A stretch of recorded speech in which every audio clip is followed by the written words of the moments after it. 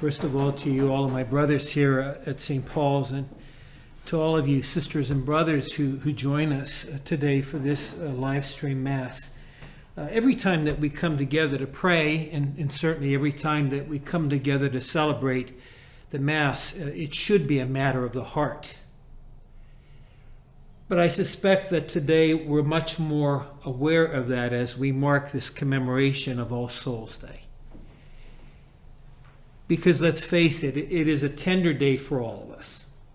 There's no one of us who hasn't experienced the pain of losing somebody that we love, mother or father or sibling, or for those of you who are married, a spouse, a good friend. You know, we miss those people that we love so much. And thank God for the opportunity that we can come together to console each other by our faith and our prayers. But most especially, thank God that we have the gift of His Son, who through His resurrection and His life have given us the greatest comfort we could ever expect, and all that we must appreciate for what the Lord does for all those who have died in the hope of the resurrection. I got to tell you that I'm a student of art, and one of my favorite paintings is a painting of the Last Judgment, and it's as you would only imagine it. You know, everybody who, when they finally get entrance into God's kingdom in heaven, are celebrating to the hilt. You know, dancing, enjoying good food, good drink, and everybody is having a blast. But the interesting thing about the painting is the presence of Jesus. And as you look at that particular painting, Jesus is not in the midst of the parting and the joy that's there. He's off to the side in the bottom right-hand corner of the painting with his back to the celebration that's going on. And in the very bottom part of the painting is the inscription entitled, "Waiting for Judas." Waiting for Judas. And within the context of that brilliant artist's mind, there's a great truth, two great truths that in fact are depicted by that celebration of the final judgment. One is that there is no limit to God's love and mercy and His deepest desire that everybody be with Him forever and always in heaven. But the second important lesson to it all is the invitation that all of us, in one way or another, share in that hope that everyone can find their way to God's kingdom in heaven.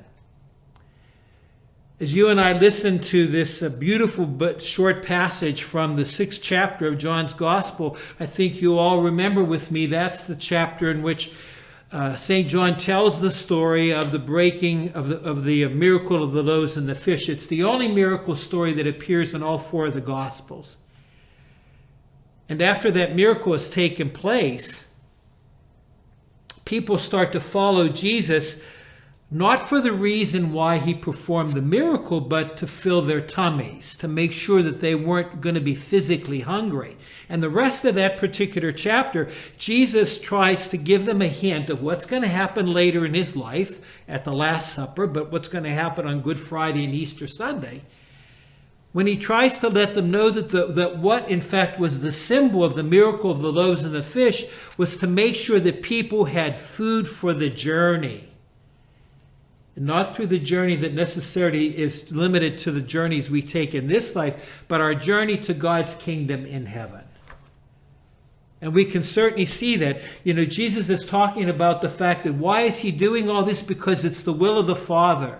It's the will of the Father. It's the dream of God that when all is said and done for all of us, we will in fact be with Him. That will put a big smile on God's face to know that we can reach that place reserved for us in His kingdom.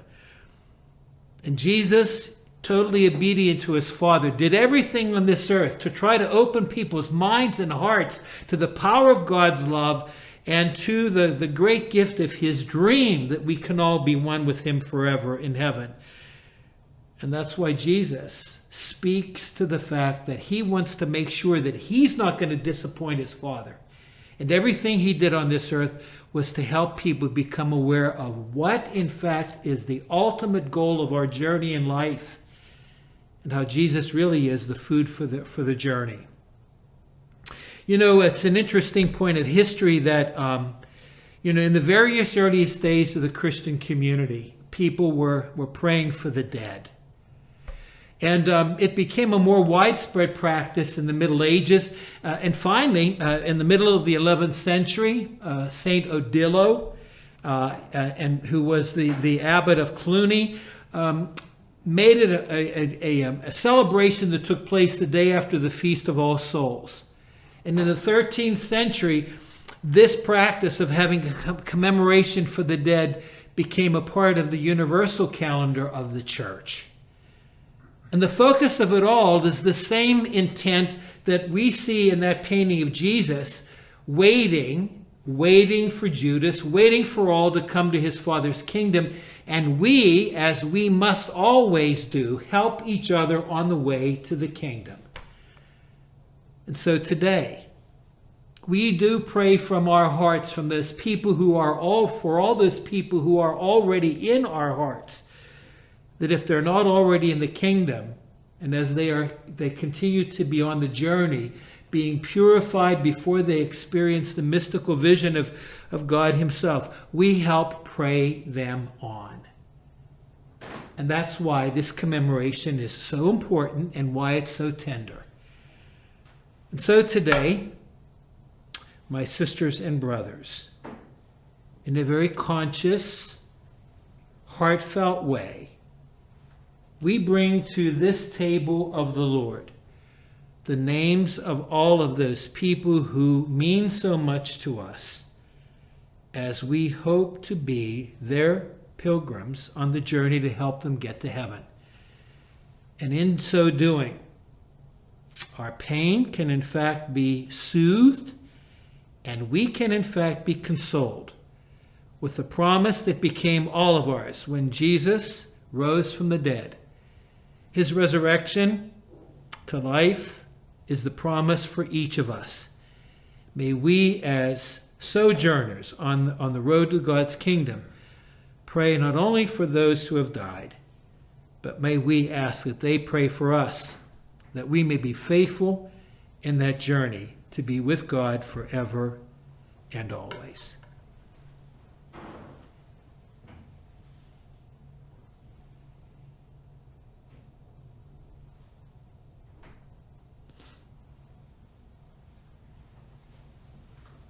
And so now, and in response to the